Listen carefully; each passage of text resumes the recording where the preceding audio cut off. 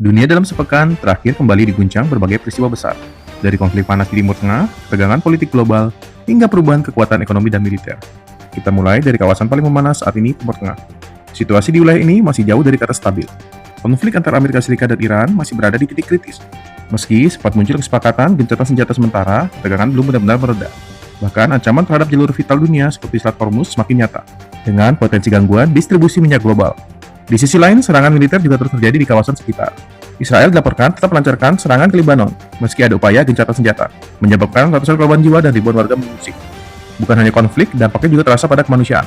Banyak warga sipil di wilayah konflik mengalami krisis, mulai dari keterbatasan akses air bersih hingga sanitasi yang memburuk. Kita beralih ke Eropa, perubahan politik besar terjadi di Hungaria. Dalam pemilu terbaru, sosok baru bernama Peter Magyar berhasil memenangkan suara rakyat dan mendorong pembentukan pemerintahan baru. Ini menjadi sinyal kuat bahwa masyarakat Eropa mulai menginginkan perubahan arah politik di tengah ketidakpastian global. Sementara itu, hubungan antar negara barat juga mulai menunjukkan keretakan.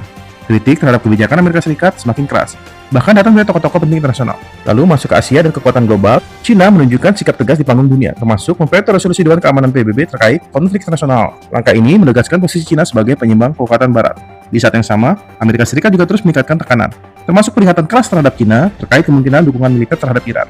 Tak hanya politik dan militer, sektor energi dunia juga ikut terguncang. Serangan terhadap fasilitas energi di Timur Tengah dilaporkan menyebabkan penurunan produksi minyak secara signifikan.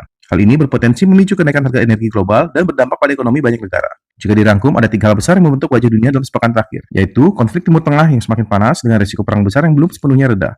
Kemudian ada perubahan politik global, terutama di kawasan Eropa, menunjukkan arah baru kekuasaan. Dan terakhir, persaingan kekuatan besar dunia.